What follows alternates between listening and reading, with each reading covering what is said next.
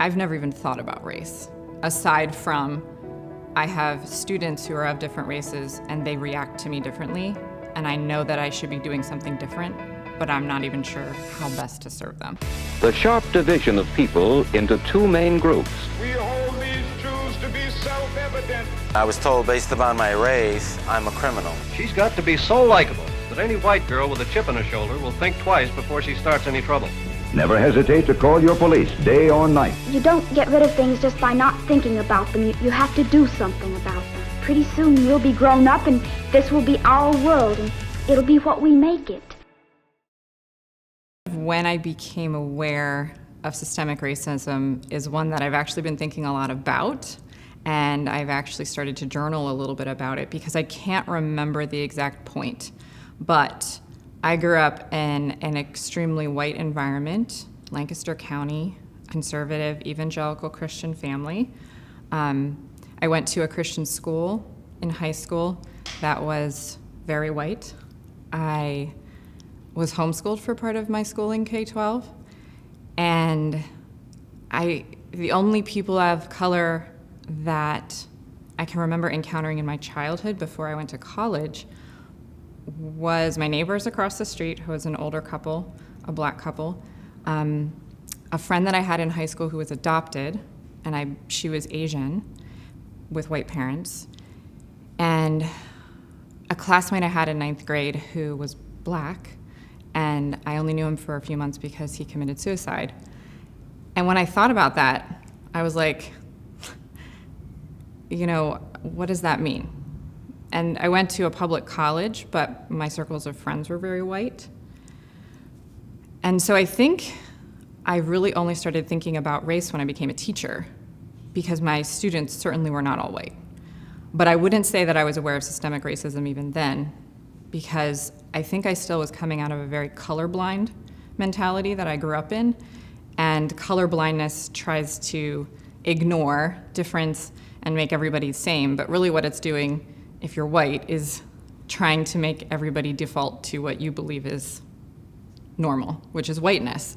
And so the concept of whiteness really didn't even hit me until I think I started diversifying my friend circle. And I wouldn't say I was even intentional about that. I just started I connected with a woman who's second generation immigrant, Korean.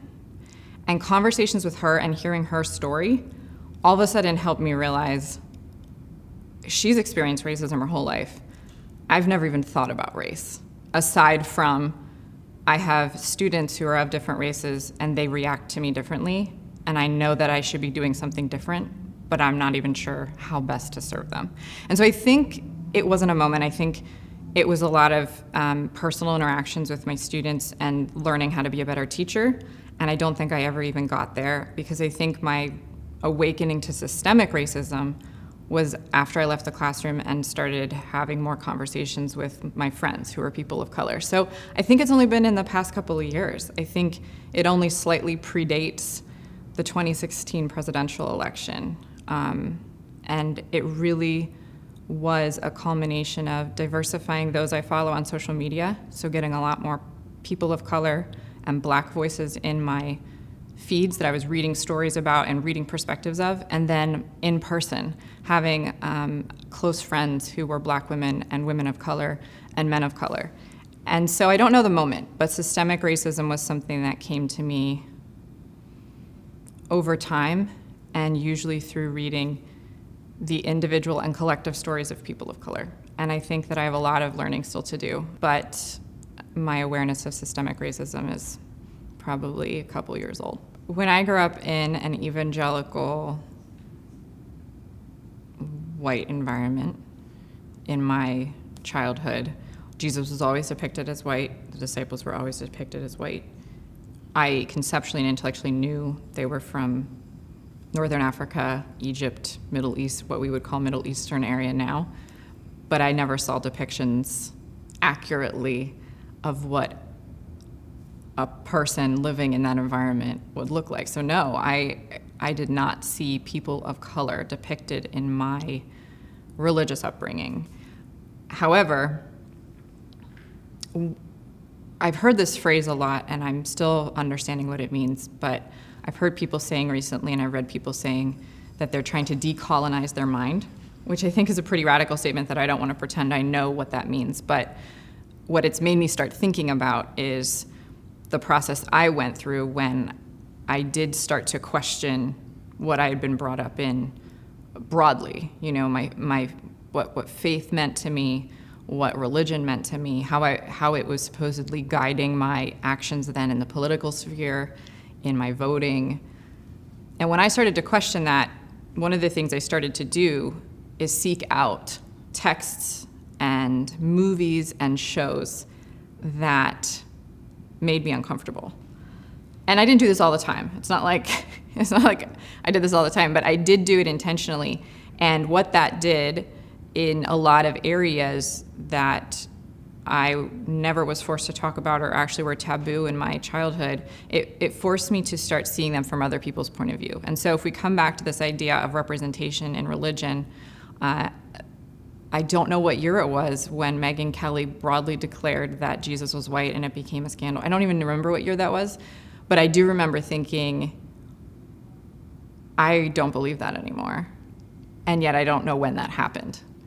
And I don't know when I made the connection between a depiction of Jesus being white as being inaccurate when I heard it stated by her, but just reckoning with representation and how much it matters, and that phrase, that representation matters.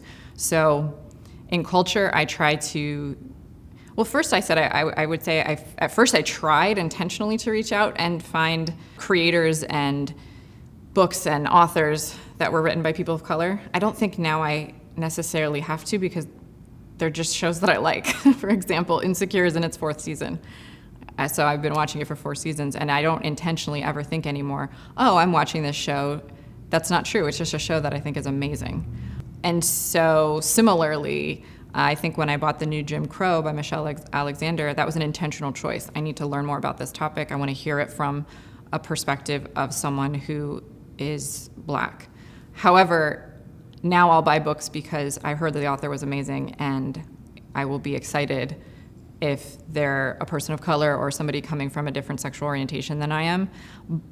And there's some level of intentionality, but they're also just so embedded in my life now that I think that helps me, if I'm understanding this phrase correctly, decolonize my mind from just the default having to be whiteness. And I think that that's helped me see the world in different perspectives and has helped me change the way that I see certain things that were kind of a default growing up. So I think it's important. I think it's important to do it intentionally, and I think it's also, once you do that, you're going to find that after a while, the intentionality can fade because you've just understood that it is a better world for you and everyone else in it if your world contains perspectives of those who are different from you. And there's a lot of difference that you can talk about, but race is a really important one, especially in America, because we are not a post-racial society, and race is embedded in almost everything that we do and every structure that we have.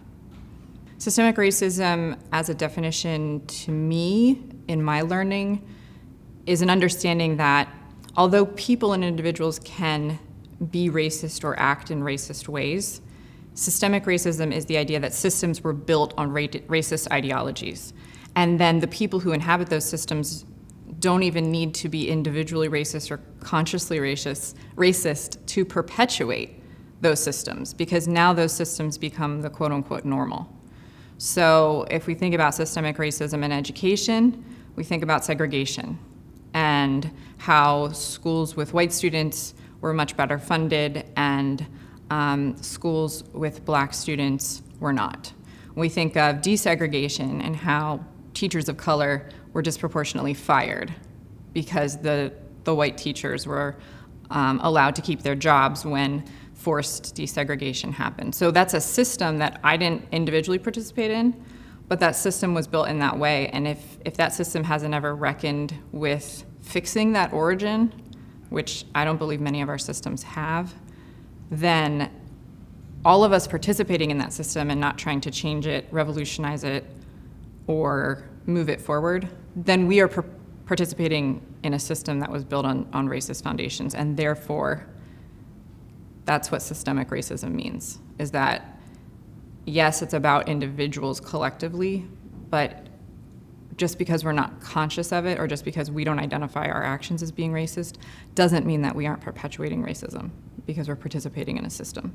So, for me, the learning is, what does that look like in different systems I participate in? I use the example of education because it obviously is a system that I want to look at closely because it's the one I'm really closely aligned with, but we look at criminal justice systems. Obviously, the conversation right now is around criminal justice systems from start to stop. And you look at the pipeline and how schools participate in criminal justice systems and how students of color, and especially Black men and women of color in our school systems, are disproportionately expelled, disproportionately suspended, and then put into a pipeline that leads to disproportionate incarceration down the road. So that's systemic racism. So from the teacher not knowing and not keeping track of how many students am I kicking out, how many students am I disciplining formally, and is it proportionate, they're unconsciously perpetuating a system that was likely set up to advantage them if they're white and disadvantage a student if that student is anything other than white, frankly. Yeah, history is something that I did not receive a great education on K-12. Even I would say in college, my understanding of the history of this nation and international history is extraordinarily incomplete. And when we talk about specifically Black history, I don't ever remember learning specifically Black history. And in fact, I went to a private Christian school, and what I do distinctly remember is having Fox News on in my high school classroom I don't remember having other news channels on. And another thing I distinctly remember in my classroom is learning that the Civil War, it was being emphasized to me that the Civil War was about states' rights predominantly. And so that's my history learning. And yes, I do find myself feeling ill-equipped to recognize and reckon with the history that I'm learning now about the massacre that happened in Tulsa. I was last week years old when I learned about that, reading and watching the 13th documentary and learning about the history of the Nixon administration and the Reagan administration and the war on drugs, and I barely knew anything about that. So I do think history is extraordinarily important. I think the reason that it is incomplete takes us back to the concept of systemic racism. If it advantages people who make the decisions and who made the decisions a long time ago to not emphasize parts of our history that are ugly, that take some of our heroes and make them problematic, all of that is very messy. And if it advantages those in power in a system to leave those messy parts out, then they're going to be left out. And if we're not ready to reckon with them, then they get glossed over. So history is really difficult to tackle. I mean, it's obviously ongoing. So the longer we go, it's not like our school years are getting longer. It's not like our history classes are going longer. So we do have to start to understand, how do we help students not just memorize facts and dates and mythology about history? How do we help our students dig in and recognize the themes of history, recognize and reckon with our lived history as a nation, and start digging into their own learning and going deeper with certain areas so that they can really understand how it impacts maybe whatever they care about. Is it the rise of music? Is it the legislative process?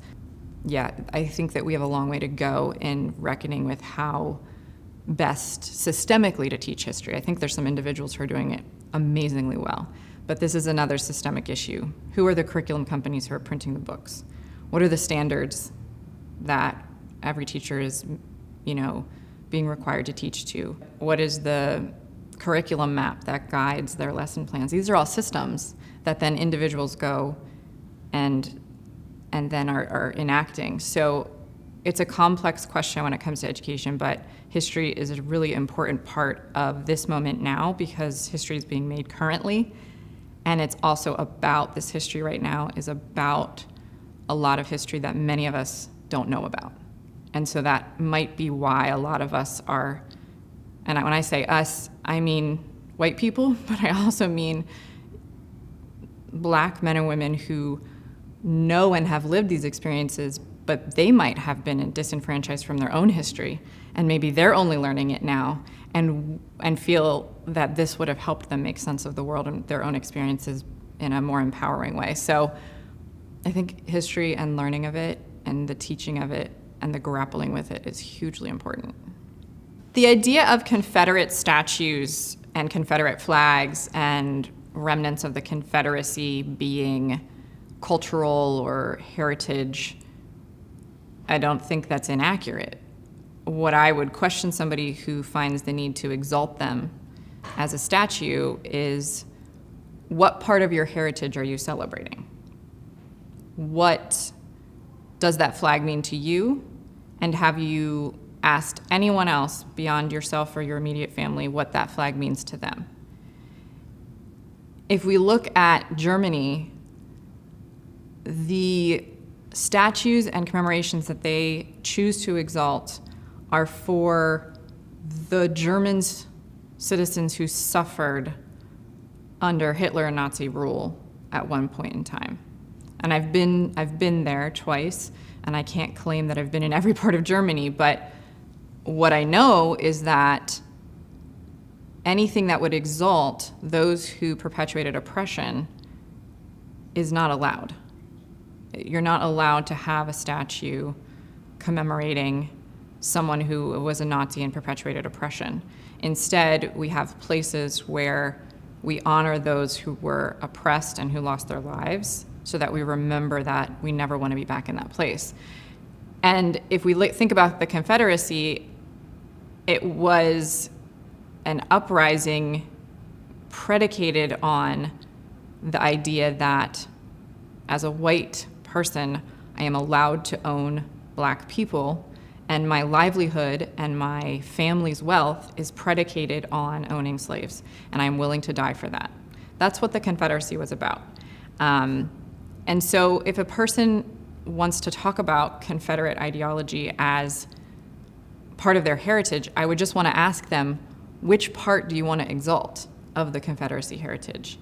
And is it worth also exalting this very obvious other part?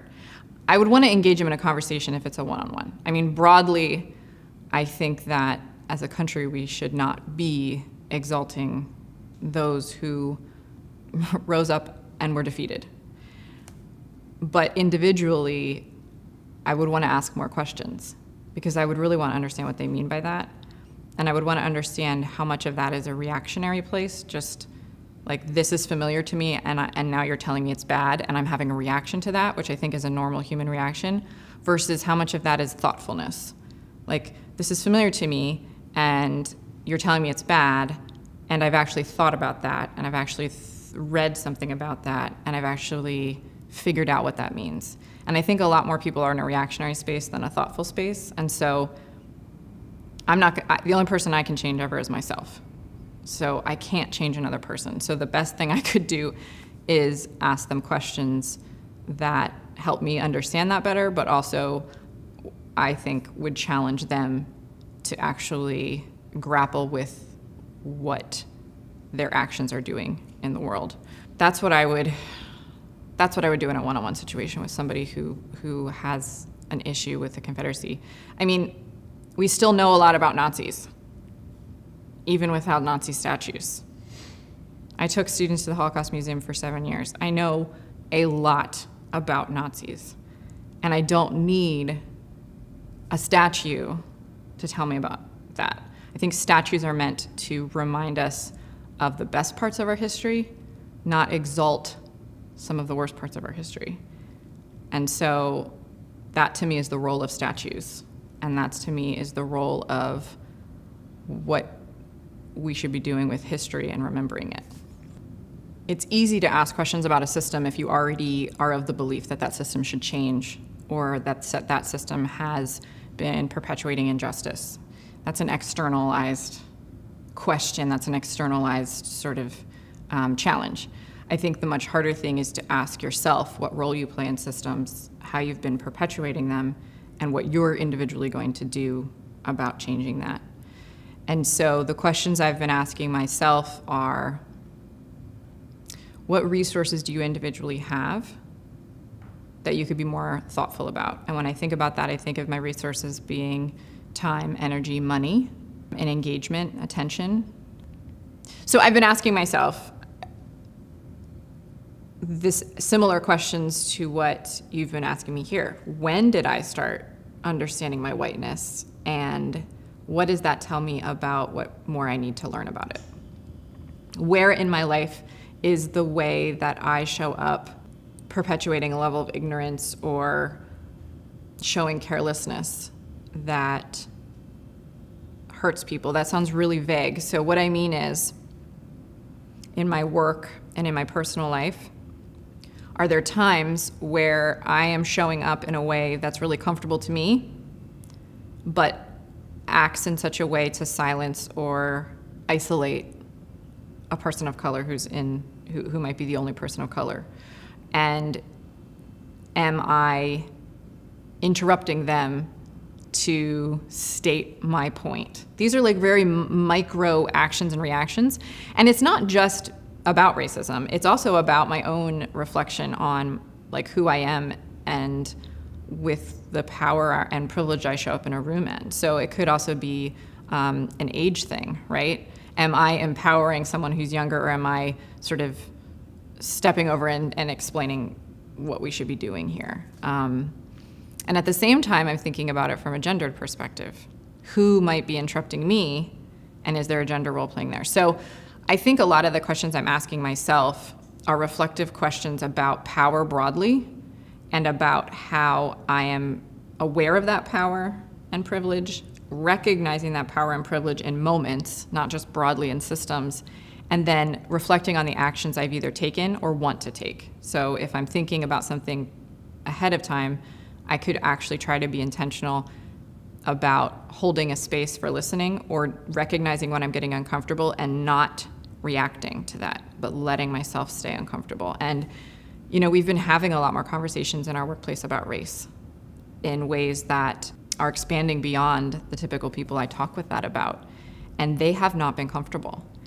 And so the questions I'm asking in those conversations are, how am I showing up? Am I showing up with an integrity? Am I acting in such a way that reflects what I really believe? Or am I defaulting to a place of comfort, which might be, this is uncomfortable, let me get out of this moment as fast as possible, so maybe I'm gonna cut you off, or maybe I'm gonna try to wrap this conversation up in a nice bow because that makes me feel good so we can all move on. But if I would do that for my comfort, how would it make someone else feel, especially if the conversation's about race and there's a person of color in that conversation, especially a black person right now? How is that going to make that person feel? And how could I show up differently then if I'm aware of that? How could I make sure I'm not interrupting them? How can I make sure I'm not trying to make this simple and neat and tie it up at the end of a work meeting? How am I just letting it be uncomfortable, and how am I letting that just stay? Because that is true, and there's nothing I can say to make that comfortable or better for all of us. So those are some micro ways, but I still think I'm asking myself those questions. I think I'm really grateful to have close friends, one who is a black woman and one who is a Asian American. And I feel confident if I ask them, hey, has there ever been a time where I showed up in a conversation, in an interaction, and it felt harmful to you? Can you tell me about that? And that might be about a personality conflict, that might be about just a bad mood, or it could really be about a racial dynamic playing out. And until I'm willing to hear that answer and ask that question, and until there's enough trust there that they're willing to actually tell me the truth, then I'm not gonna grow. But all of those things have to be in place, and so what I can do is build trust, what I can do is ask the question, and what I can do is be willing to hear the answer, even if it makes me feel uncomfortable. So those are some of the ways in the really micro environments that I'm in that I am trying to ask and reflect. I've read a lot of headlines from Black writers and Black producers of podcasts and Black journalists who are basically like, why is this time different? Like, why does this feel different? Why are all these white people all of a sudden ready to go out into the streets? Why do they purport to care so much that they're like basically buying out all of the anti-racism books? And I have to say that I'm kind of asking that same question too. Like, what makes this feel different than Ferguson or Flint or Baltimore and Freddie Gray? Like, these were all within our recent history. And to the previous question, why wasn't I engaged with those? Why wasn't I out protesting? I went out for March for Life. I went to the Women's March. Why didn't I go out for these other protests that were protesting the killing of Black men and women? And I don't know the answer. I don't know the answer, but what I do feel is true is that this time, for any number of factors that have been brought up, does feel different and people feel activated. So what do I see differently is I see some of my white friends who were very silent and very hands-off in these issues before. I see them wanting not only to engage in a conversation, but also to learn. They want to ask themselves these questions. How have I perpetuated this in ways that I was unaware of? How can I learn how to show up, be better, and not be silent? And I'm seeing this from my white friends in ways that I've never seen before. And I don't know the why, I just know that I'm seeing that. I am amazed by the swift action that public school boards have been taking and the stances that they've been taking, not only in Pennsylvania, but nationally, around the issue of how do we protect our students and provide them with safety. Does that mean we have to have police? Does that mean that the way that we engage with the police is different? Does that mean we don't engage? What does that mean? Those questions, not that they haven't been asked before, but they're asked with a measure of urgency now that I hadn't seen before. And I think that the elevation of being more willing to listen to a whole range of Black voices, from Black activists who are sort of on the ground instigating the conversation, essentially, to Black journalists and columnists, to Black academics like Ibram Kendi, who wrote How to Be an Anti-Racist. That range of Black voices and stories and the elevation of them and the willingness not just to like, I read that book, give me a pat on the back, but the willingness to really listen to what they're actually saying and again, sit with, that makes me feel uncomfortable. It makes me feel like a bad person. And instead of running away and shutting the book and shutting it out, I see a difference in, okay, that means I have to do something different. So that's what I'm seeing. What I hope happens is that this doesn't just become another flare-up of social media and we get distracted by something else that terrible happens and we don't see the connections in our society. What I hope happens is people who've bought all these books allow those books to change them and propel them toward action. And what I hope that action means is I hope it changes the way that they vote. I hope it changes the way that they show up in professional situations, whether they're hiring, mentoring, creating positions, supporting positions. I hope it changes how they go about that now that they've done learning and now that they recognize their own role in these systems. And I hope that that changes on an individual level, and obviously I hope that we see that change in a legislative level.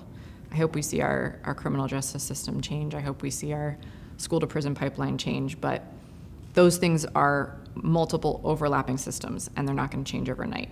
I've been amazed at the movements that people have been making in those systems, but those initial movements aren't going to change the systems unless there's sustained movement, unless there's sustained action over time.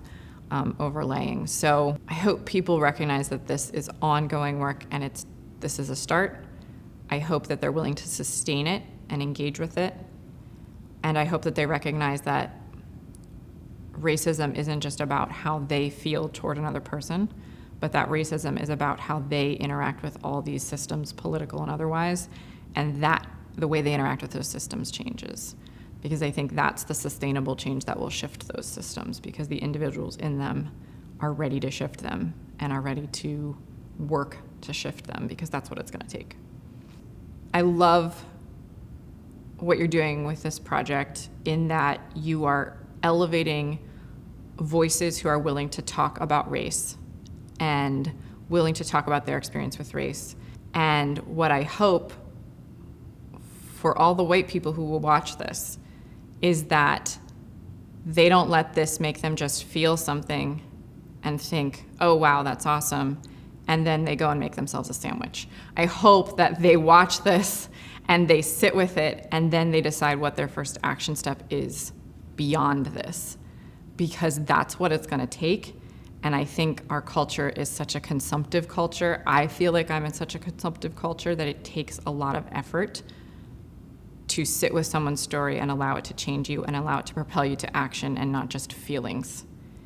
And as white people, we've got to get out of our feelings, and we've got to start getting disciplined about what we're doing with those feelings.